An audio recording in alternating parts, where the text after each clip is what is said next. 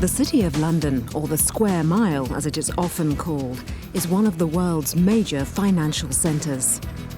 The Bank of England, the Stock Exchange and Lloyd's of London are all here, together with banks, insurance companies and other important financial institutions. Today's programme is about the city and international trade. We learn about invisible exports and about investment banking. A businessman visits the London Chamber of Commerce to find out how to start exporting his products. We hear about the extraordinary volume of activity going on in the City of London. And we take a closer look at a documentary letter of credit. Troubleshooter feels quite at home in the city, but has he got his facts right?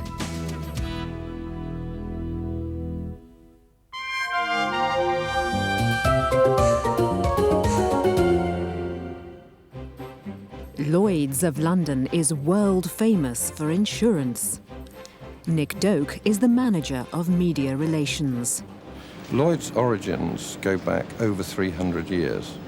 To a time when the only established form of insurance, in the world anywhere, was marine insurance. It was the insurance of ships and their cargoes on what were often very dangerous journeys around the world. Lloyd's List is the oldest newspaper in the world.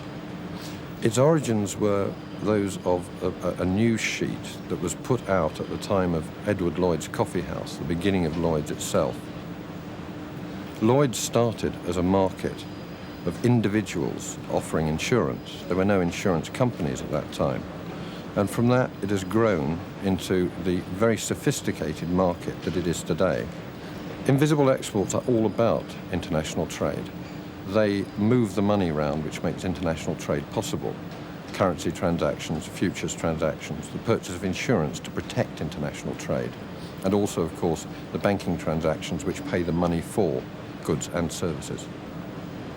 Between 1985 and 1995, in those 10 years, Lloyd's alone contributed £18 billion to Britain's balance of payments, and the rest of the insurance industry in London probably contributed about the same. Many things in insurance can be predicted. From the records, you can get a fairly accurate idea of how many cars are going to crash, how many houses are going to catch fire, and the average length of a person's life. You cannot predict a catastrophe. If you could predict it, it wouldn't be one.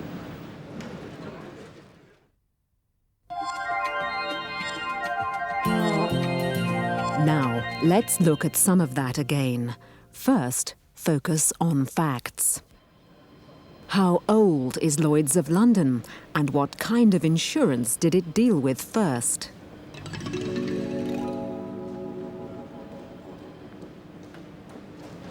Lloyd's origins go back over 300 years, to a time when the only established form of insurance, in the world anywhere, was marine insurance. Lloyd's is over 300 years old. It dealt first with marine insurance, the insurance of ships. Next, what is Lloyd's List? Lloyd's List is the oldest newspaper in the world. Its origins were those of a news sheet that was put out at the time of Edward Lloyd's coffee house, the beginning of Lloyd's itself. It's the oldest newspaper in the world, and Edward Lloyd's coffee house was the place where Lloyd's began. Next, some vocabulary. Invisible exports is the term used for the export of services rather than goods. What does this include as far as the city is concerned? Currency transactions, futures transactions, the purchase of insurance to protect international trade. Currency transactions. Futures transactions. The purchase of insurance to protect international trade. And also, of course, the banking transactions which pay the money for goods and services. and also the banking transactions which pay the money for goods and services. The balance of payments is the difference between payments into and out of a country over a period of time. It includes invisible earnings, like those of the insurance industry. Between 1985 and 1995, in those 10 years, Lloyds alone contributed £18 billion to Britain's balance of payments. Between 1985 and 1995, Lloyds contributed £18 billion to Britain's balance of payments. And finally, in the insurance business, what is meant by a catastrophe? A catastrophe is defined as something that cannot be predicted. A catastrophe is defined as something that cannot be predicted. Can you think of any catastrophes in recent years?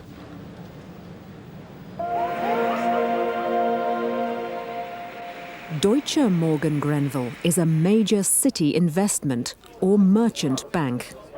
It has the largest trading floor in Europe.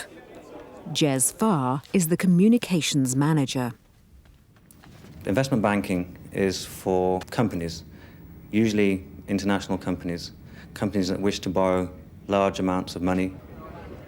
Foreign exchange is essentially moving money around the world, changing it into various currencies, and is probably the largest, the highest volume business in investment banking. When a company wants to go public, that means it's listing its shares on a stock exchange, and those shares are freely available to anybody who cares to buy them. Futures and options are used in the foreign exchange market when a company needs to borrow money or is expecting to receive payment, for example, in a currency other than its own.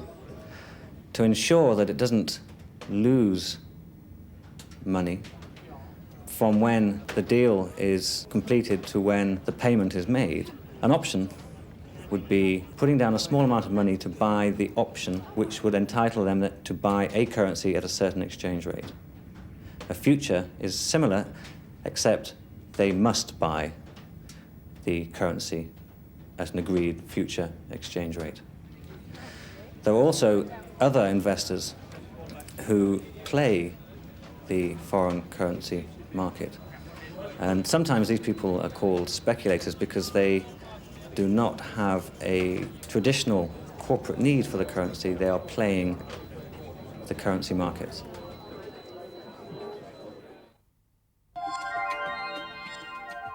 Now, let's look at some of that in detail. Focus on facts. And there's new vocabulary here as well.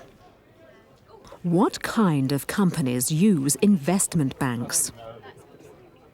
Usually international companies that wish to borrow large amounts of money. International companies that wish to borrow large amounts of money. Foreign exchange is perhaps the highest volume business in investment banking.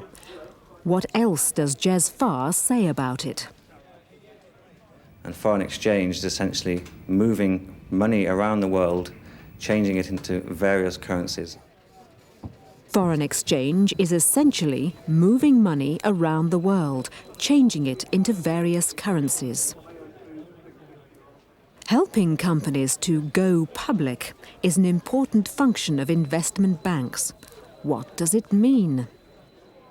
That means it's listing its shares on a stock exchange, and those shares are freely available to anybody who cares to buy them.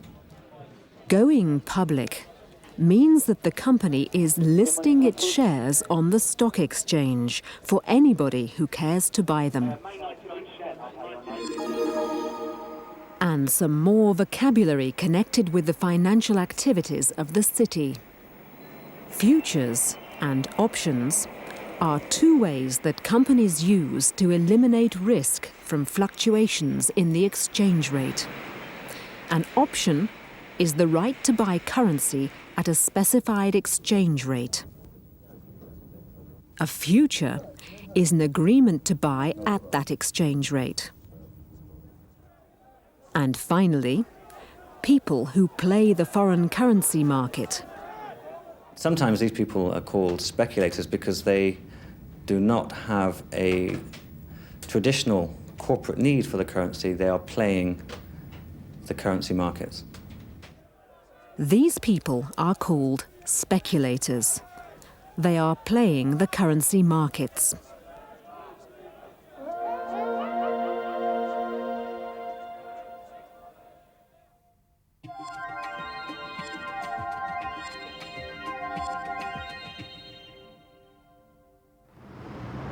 Also located within the city, the London Chamber of Commerce gives help and advice to people in business. Peter Bishop is head of the International Trade Department. Good morning, I'm Peter Bishop. Today, he is meeting a businessman, John Reed, who is new to the export business. It's our first major export order, and I need to take advice on how to handle it. I was told that you could help. And where are you exporting to? Well, to the USA. We were at the New York gift show recently, and there was a lot of interest shown in our products. So now we have a distributor based in Boston who will import directly from us. First, you have got to know the US regulations with regards to your product. There are very strict health and safety standards there, so much so that if you don't comply with them completely, your goods will get turned back at customs. And where can I get hold of the regulations? We can supply you with a copy, or you can get a copy at our bookshop downstairs. And as regards the Made in Britain label, I understand that there are regulations concerning this. But I'm not at all clear about it.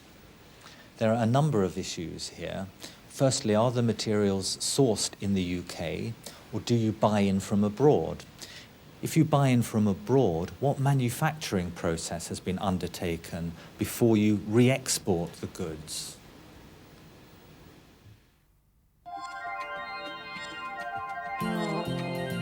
Let's take a closer look at some of that.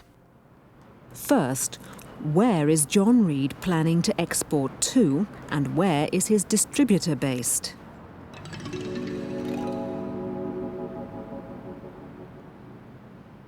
Well, to the USA.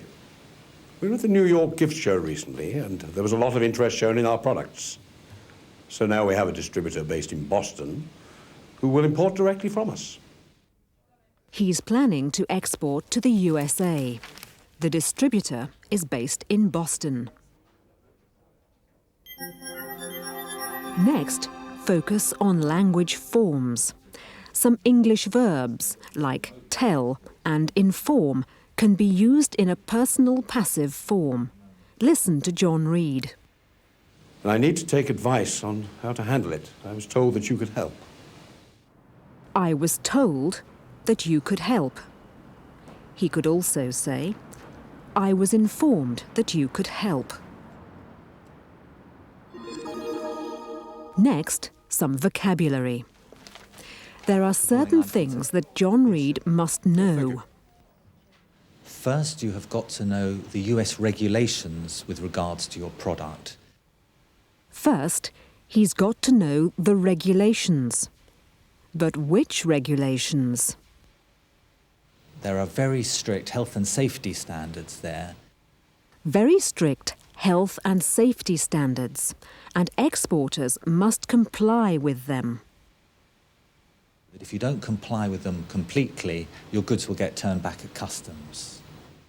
If you don't comply with them completely, your goods will get turned back, that's a phrasal verb, at customs. And what about the Made in Britain label? There are a number of issues here. Are your materials sourced in the UK, or do you buy in from abroad? Are the materials sourced in the UK, or do you buy in, another phrasal verb, from abroad?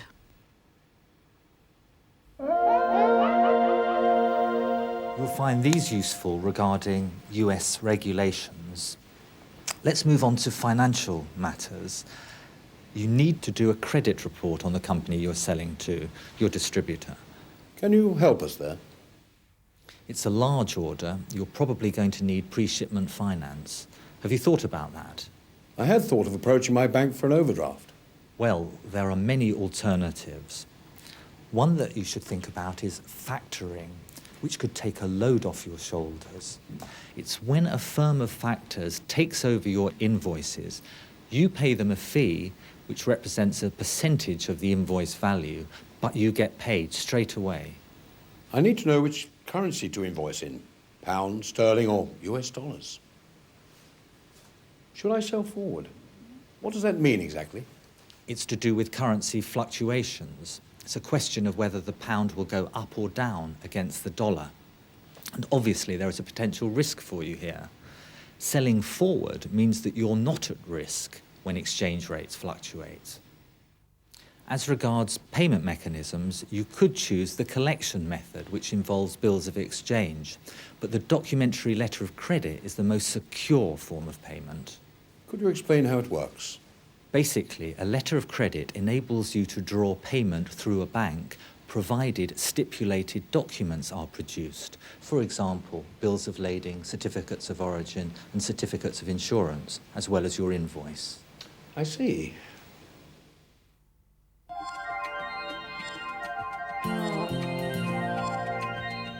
Let's look again at some of that. Yes.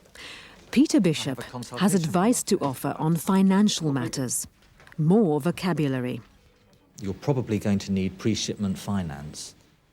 Pre-shipment finance. That could be an overdraft, but there are many alternatives. One that you should think about is factoring. One that you should think about is factoring. Finally, regarding payment mechanisms. One possibility is the collection method, which involves bills of exchange. But the documentary letter of credit is the most secure form of payment. The documentary letter of credit is the most secure form of payment. And we will hear more about that later.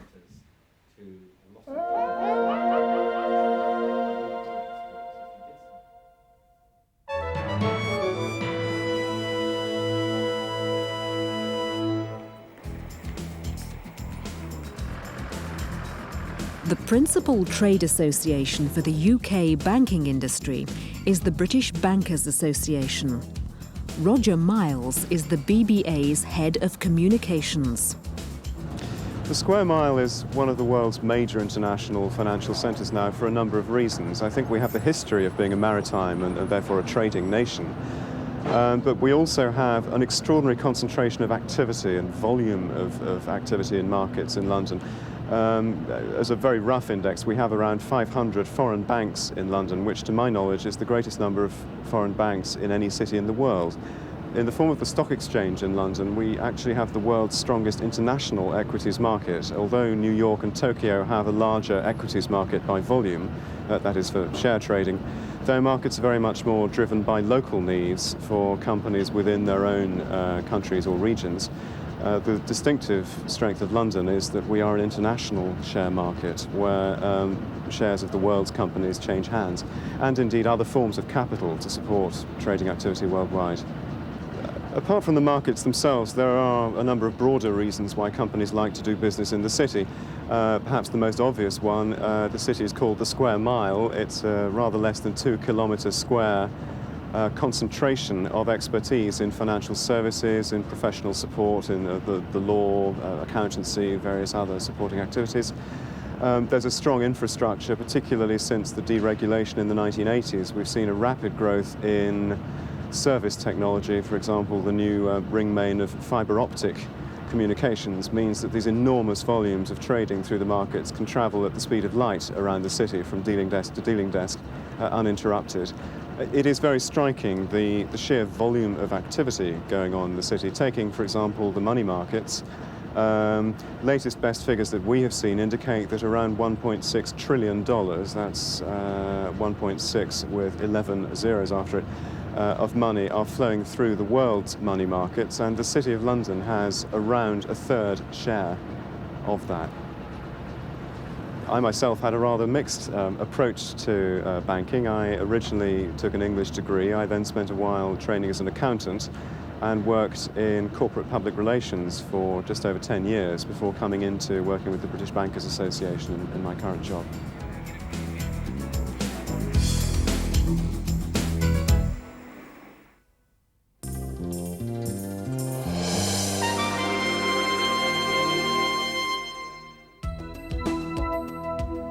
A documentary letter of credit is the most secure form of payment for an exporter. It allows the exporter to draw payment for his goods through a bank, provided that he produces the documents that are listed on the letter and the invoice. This irrevocable confirmed documentary credit concerns payment for goods to be exported from the United States to France. It shows the name and address of the issuing bank, the name and address of the applicant who will pay the sum of money, the name and address of the beneficiary who will receive the amount, and the name and address of the advising bank. It indicates the expiry date for presentation of the documents. After that date, the letter is no longer valid. And it shows the sum of money to be paid. Below this is a list of all the documents which must be presented in order to receive payment.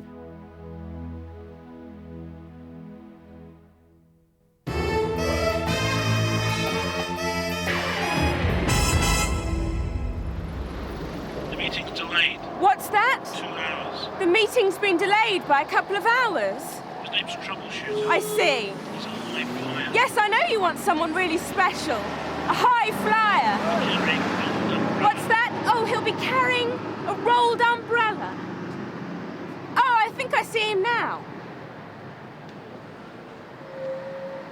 Troubleshooter, I presume.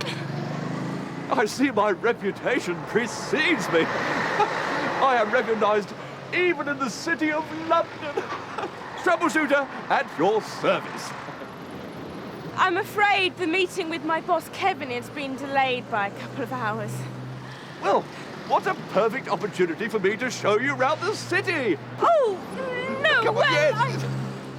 This is the old lady of Threadneedle Street, as we call her, the Bank of England. God bless her. She is the most important financial institution in the city. I know. Good. The city is my natural home. It is where I belong. I am, in fact, your original city slicker. I feel as if I'm coming home. I know people work in the city, but I didn't know people lived here. I have my own mobile home and office. Molly, my van, who is giving me a good deal of trouble at the moment, she keeps breaking down, which is why perhaps I should look for an office in the city. And there is the perfect location. Number 1, Threadneedle Street. I can see it now. Troubleshooter PLC. And can you afford £3 million a year rent? £3 million?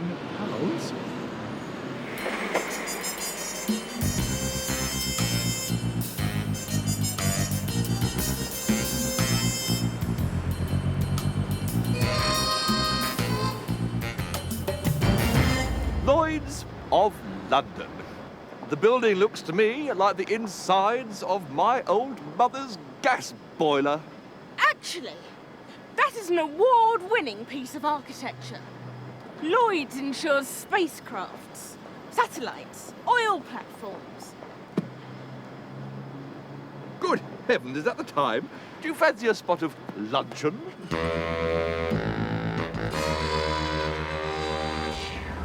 There. The perfect place for a city lunch. I wouldn't be seen dead there. This one's on me. Spoken like a true city gentleman.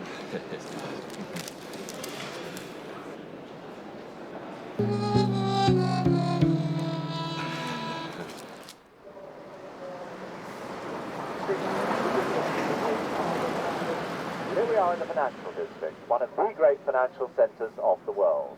This 1 square mile, the Royal Square Mile, you'll find over 500 foreign banks. And if we look to our left-hand side, we see the Bank of England there. Those walls are 11 feet thick. That's where we keep our gold reserves or gold bullion. And I would urge you to look at the famous dome and just imagine what it was like during the... This is Westminster Abbey. No, it's not. It's St. Paul's Cathedral, actually.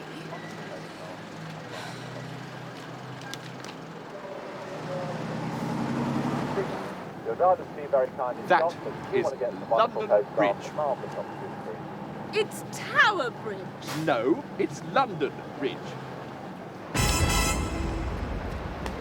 Excuse me. Not another word. You are arrogant, ignorant, and ridiculous.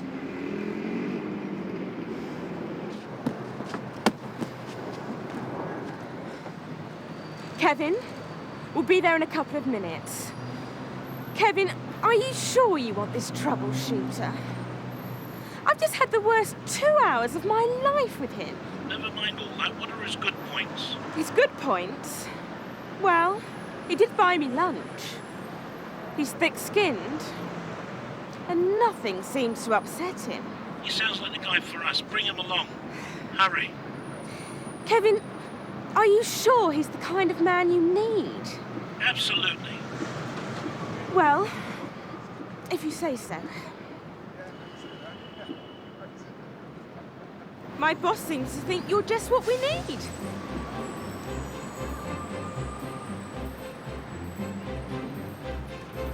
I've obviously been seeing you in the wrong light. Evidently, my dear young lady. But I am a professional and a natural high flyer. Troubleshooter is going to make a name for himself in the city.